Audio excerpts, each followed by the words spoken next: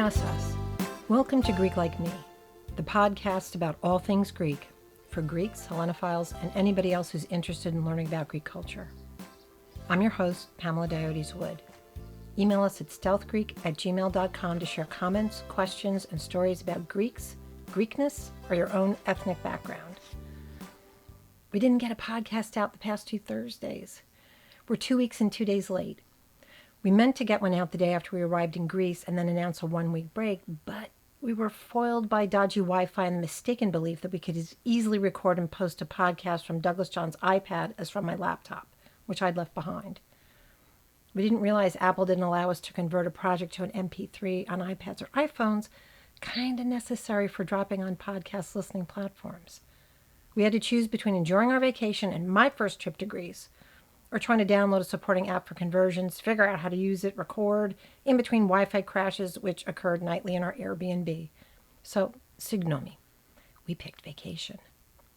Now we're back with an episode about finally getting to the mother country and what we learned on our trip to make travel around Athens and a few of the islands easier, as well as descriptions of a few places we visited. First, if you're Orthodox, leaving 3 days after Pascha is maybe a bit wacky. We spend a lot of time in church during Holy Week and a lot of time preparing for the feast, so if my daughter hadn't helped her boyfriend Omar prepare the Easter meal, there wouldn't have been much of a feast. And yes, he cooks lamb. Sandra did the heavy work making the Easter bread. Everybody who's Greek was shocked that this was my first trip to Greece. But I made it to the point of origin. All Greeks, like salmon and Vulcans, are compelled to return to the motherland. Even shop clerks in the plaza shouted, "This is your first time?" Because I'm graying, I should have been there years ago. That's when I point to Douglas John and tell folks, this is his 3rd time. Great distraction. Of course it is. That is more normal. Ma took my sister after she turned 22. I was 2 years older and begged to go. But I'd left the nest over 6 months earlier, moving into an apartment with one of my closest high school friends, Kate, to be closer to New York City and work, and Ma hadn't gotten over the betrayal. "You have a job," Ma said. My sister had a job too. Anyways, I hated my job and was already perusing the classifieds. "You have a new home. Greece doesn't care." But from the look Ma gave me, maybe it did. I've since heard many a Greek mom or dad wail about their adult child going out on their own. Why are you leaving your home?" But Ma was maybe more vindictive, I don't know. Check in with us and let us know how your ma reacted to abandonment when you left home.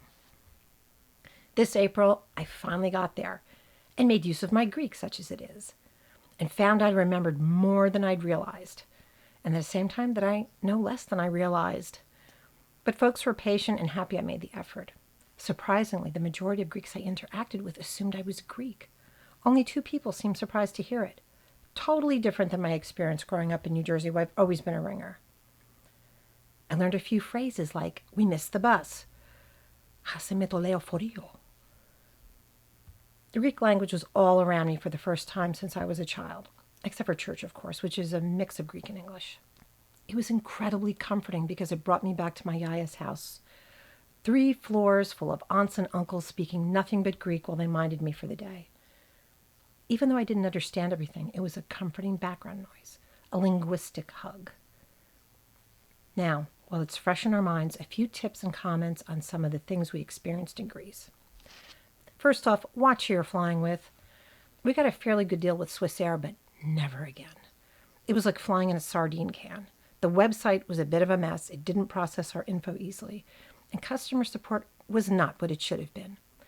That being said, the flight staff, the 2 flights going, the 2 flights coming back, was wonderful. Wonderful. But being wedged into a plane seat with the dimensions of a high chair is not my idea of comfort. Worst I've ever experienced on a plane, especially when going overseas. We opted for an Airbnb instead of a hotel. Absolutely the way to go in Athens, in my opinion. Douglas John did a lot of work investigating based on price, location, and the setup of the apartment, and it really paid off. We were on the 2nd floor of an apartment building. The kitchen and living room separated our bedrooms. There was a full bath and a powder room, so we each got our own bathroom. Ideal for a mother-son trip. It was a short walk from Syntagma Square, where Parliament, the Tomb of the Unknown Soldier, and the Evzones are stationed.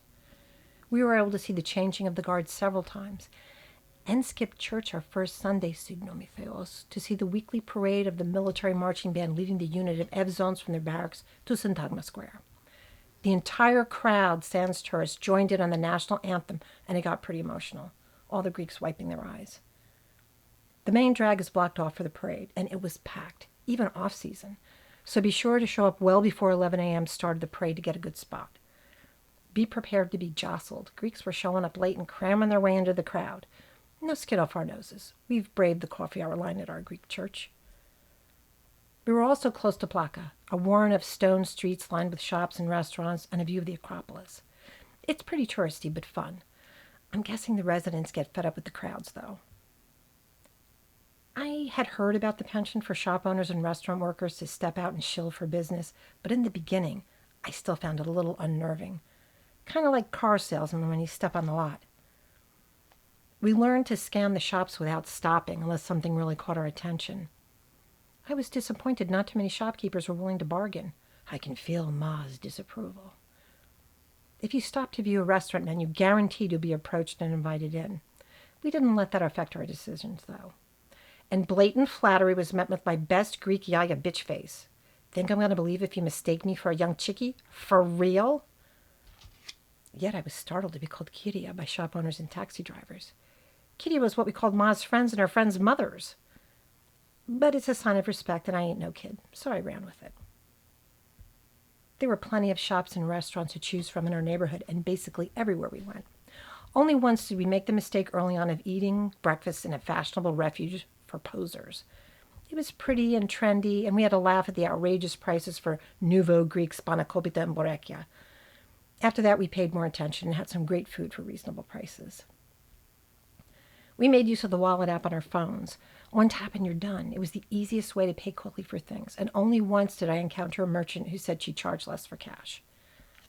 Apple Card was the best for traveling because, unlike all the other credit cards, they don't charge that 3 to 4% foreign transaction fee for everything you buy. With banking all online anyway, it's outrageous they continue to do this. I'm not a spokesperson for Apple, but I know we saved a good amount of money by avoiding those fees. It is a good idea to bring euros because some businesses still prefer cash, but these days, overwhelmingly, businesses accept card payments. Like anywhere else, the shops closest to the attractions usually charge the most for the same items you can get for a little less a bit down the road. For the most part, we felt that we got pretty good buys almost everywhere. Like most tourists, we were a little confused about whether or not to tip and how much to tip. We were there for a little while before we finally understood how overwhelmingly generous we were. We always like to tip restaurant staff well. We've had too many family members in the restaurant business, but 5 to 10% is apparently the norm in Greece. Sometimes restaurants add the tip to the bill, sometimes they don't, and the bill is in Greek, so pay attention. Most store owners and employees and taxi drivers speak some English, but not everyone, so be prepared with a few handy phrases for getting around. Douglas John talked me into doing the hop-on, hop-off bus. I generally don't like things like this and had no interest at all in organized tours, but he was right about this bus. There are 3 different options, I believe. We took the one that meandered around Athens, stopping at the major sites. It was a good idea because we paid one fee. It may have been around 15, 20 euros each, but we could get on and off as much as we wanted from morning until 8 p.m. Plus, we rode around on the upper level to see what the other parts of the city looked like. Apartment buildings with balconies, gardens, parks, antiquities scattered everywhere, and orange trees lining the roads.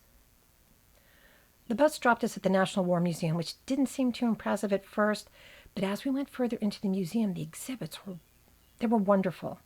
Uniforms and arms used by the revolutionaries in the early 19th century, exhibits on the many battles with Turkey over the years, the Greek-Italian War leading Greece into World War II, stories of heroes and saboteurs. One of my favorite stops in Athens. We left with a million ideas for future podcasts. Photos are allowed if you don't use your flash. Seeing the Acropolis while in Athens is obviously a must, and thank God Douglas John insisted we go early, shortly after they opened at 8 a.m. We took an Uber instead of a bus, but it was worth it. We knew we were visiting off-season, but I hadn't taken into account the cruise ships and their busloads of tourists. We got to walk through the entire site with a decent-sized crowd, get plenty of pictures, and have time to contemplate the mysteries of the ancients, and still get out of the place before it was mobbed by the cruise ship crowds. I can't imagine what it's like during regular tourist season. Be prepared for walking and climbing. We did see someone with a wheelchair being taken up, but I'm not sure how far they were able to go because the terrain is very rocky and uneven. A young woman slipped and fell and took us. She was fine, but we all had to step carefully. Bring good walking shoes. There were tour guides offering group tours for 20 euros, private tours for 120, but we said no thanks. We were fairly well versed, and anyway, Greeks are loud talkers, and as we walked around, we heard more than half of what the tour guides were saying anyway. Not that tours aren't worthwhile, to each his own. While we were in Greece, the sun was always shining and pretty hot, but the shade and the breeze were cool in April. I'm not a huge fan of sunscreen, but I slathered it on every morning before we left the apartment. The whitey-white skin I inherited from my Anglo daddy needed the protection. The only rain we saw was on our last full day there. Athens National Garden was another stop we made. I'm a gardener, and I love plants. It was nice to walk around in nature right in the middle of a sprawling, congested city like Athens. Chamomile grew like weeds, and not just in the park. It pushed out of paving stones and edged the roads. Awesome! We found loads of orange trees, and some tourists were filling their pockets. But they were in for a surprise. The species of orange trees in the gardens are decorative, and the fruit is bitter. But I did read somewhere the juice, rind, and zest might be used in cooking and baking. I'm not sure, but I have no doubt some enterprising yayas have found some culinary use for them. One of the things we found in the gardens that we didn't expect were monk parakeets. We saw these big green birds shooting past us at regular intervals, an enormous communal nest that looked more like giant hornets' nests than birds' nests. Some quick Googling got us the facts. This bird is originally from South America, but at some point it became the trendy pet that got transported around the world, and there's a big population in Athens. They were everywhere. We even found out there's a small flock living in Edgewater, New Jersey. I've been through Edgewater a million times. Next time I go to the Japanese market mitzvah, I'll be looking up at the trees. There are supposedly public bathrooms in the National Gardens as well as around Athens, but danged if we found any except for the locked ones. We had the best luck at museums. A little gem of a museum was one we'd never heard of. It was suggested by a friend, one of Ed's two godbrothers, Christos Vardakis. We'd heard about the house in Athens that belonged to the dad of Ed's godfather, Jim Vardakis. We'd even heard the story about the man who bought it and combined it with his own home and turned it into a museum. We didn't know it was a jewelry museum. The Ilias Lalaunis Jewelry Museum, according to its website, is an international center for jewelry and decorative arts with an emphasis on silver and goldsmithing, as well as contemporary studio jewelry. The jewelry on exhibit was designed between 1940 and 2002 by Lalaunis, and it was incredible. I'm not a big jewelry person. I notice prettier creative pieces, but I never thought I'd spend the time we did in a jewelry museum. Lalaunis took his inspiration from ancient Greek art, Byzantine art and architecture, prehistoric art, and from other cultures around the world. The Mycenaean-inspired pieces alone are worth seeing. Lalaunis was even commissioned to design the Olympic torch at one point, and there was one on exhibit in the museum. They had programs for children, lecturers, and apprentices working on site. While we were there, we met one of the apprentices hard at work at her station in the lobby area. She was making filigree pieces, which is fascinating, because I have never understood how anyone could create such delicate objects with that super thin metal. And we found out that day. The museum is on Kalispera Street, not far from the Acropolis Museum. Definitely a worthwhile trip. And they have a very nice bathroom. We didn't spend all of our time in Athens. The Port of Piraeus is about 20-25 minute ride from Syntagma Square. There you can catch ferries to the islands. You can buy your tickets online or at the kiosks at the port near where the ships are berthed. Ubers were cheap, so we took those to the port rather than rely on public transportation, which honestly is reportedly pretty good. Our first trip was to Aegina, which is about an hour and 15 minutes by ferry. We liked the ferries. They were efficient, they were fun, and the snack bars had spanakopita. There's a lot to see in Aegina, but our main focus was the Church of St. Nectarios and the nearby monastery. St. Nectarios the Wonder Worker is one of our absolute favorite saints. and a saint of the 20th century. He was very humble and very much beloved by the common people, if not so much by the church hierarchy of his time. If you're interested in churches and chapels and the like, visit St. Nectarios. The original humble church and housing where St. Nectarios lived, as well as the monastery, are still there. And the tomb of St. Nectarios, which we were able to touch. Non-Orthodox may find this morbid, but Greeks are flocking to lay hands on the marble. We take our saints very seriously. We love them like family. The new building nearby the cathedral isn't fully complete. It's breathtaking, with beautiful, striking views of the countryside. We also took the 4.5-hour ferry to Tinos to stay for a few days. We bought the tickets online because the only ferry leaving for Tinos was scheduled at 7:30 in the morning. Be prepared for pushing and line jumping, and take it with a grain of salt. My ma was a pro at ditching into the front line for coffee hour, which must be the Greek training ground for this stuff. She never attended an event or grand opening where she didn't manage to be front and center at the buffets. Poor Douglas John was presenting our tickets to the porter after patiently waiting his turn, only to have a ninja yaya practically hop on his back to shove a ticket ahead of him. The economy lounge isn't very big considering the number of people riding the ferry. I guess that's why the yayas were knocking everybody down to get in. If you don't get a seat in the lounge, and we did not, then you're outside for the long ride. It's beautiful, but I was freezing partway in. The wind, so dress appropriately. The returning field trip of high schoolers from the neighboring Syros were hilarious with their hijinks, blasting Greek rap music, dancing, so that was fun. The return trip was for late afternoon, so we decided to splurge on business seats, where the lounge had plenty of room for the few of us paying for it, as well as movies playing on the flat-screen TVs. I wasn't cold, and that was worth it right there. Tinos is a place of pilgrimage for Greeks, but it's also very picturesque and supposed to have beautiful beaches. It's not the party island of nearby Mykonos. It has a more relaxing atmosphere. Our main purpose in going to Tinos was to see the Holy Church of the Panagia Evangelistria. Greeka.com calls it probably the most important religious monument in the whole of Greece. People stream into the church to pray to the Panagia, the Holy Mother of God. They pray for healing. Some people crawl to show humility. The street leading uphill from the water has an all-weather sort of carpet strip running along the curb, so pilgrims have a little protection for their knees and hands. This carpeting goes up for several blocks until reaching the church grounds, where a long, carpeted staircase leads up to the church. We saw almost a dozen penitents on their knees crawling to the church when we were there. In August, on the feast day of the falling asleep of the Theotokos, the pilgrims who crawl to the church are said to be in the hundreds. There are many miracles that have been attached to this icon and praying to this icon. The destination, of course, of the people crawling up is the miraculous icon of the Panagia, discovered buried underground below a church of St. John the Baptist that was destroyed centuries earlier. The icon is an image of the Panagia kneeling in prayer with her head bowed, and it's believed to predate Byzantium. The location of the icon was revealed in dreams to the nun Pelagia in 1823 during the early years of the revolution to free Greece. When the icon was found, it was like a holy omen to the people of Greece who had suffered for so long and were now fighting for their lives and liberty. The Lady of Tinos was called the patron saint of the Greek nation. The stunning marble church was built to house and honor the icon. Pilgrims buy 3-foot-tall candles in the shops lining the road to the church to light in honor of the Panagia. The chants of the priests and psalties are gorgeous against the marble dome. From its perch at the top of the road, the church faces the sea. The view is incredible. Just a reminder for the non-Orthodox, our churches are very special places for us. Please be respectful.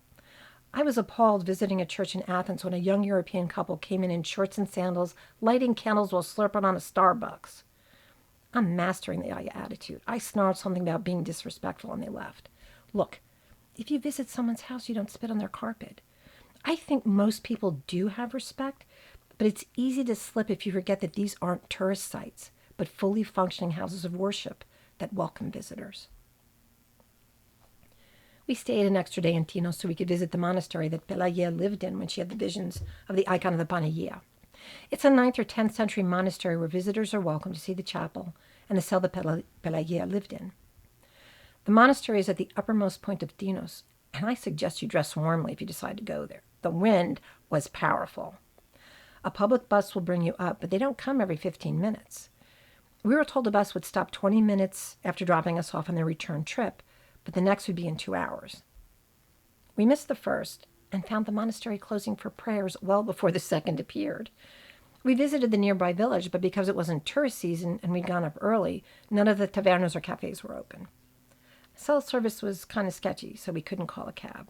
Everything worked out in the end, but next time I'll be wearing a thick sweater. In Tinos, we stayed in a hotel recommended by a friend a few blocks from where the ferries landed. The price was great, and we had a balcony facing the water, and were 2 blocks from the street leading up to the church. We were in the main port, but there are a number of villages around, and depending on whether you're there for the spiritual pilgrimage or the beaches, you can find a reasonable hotel.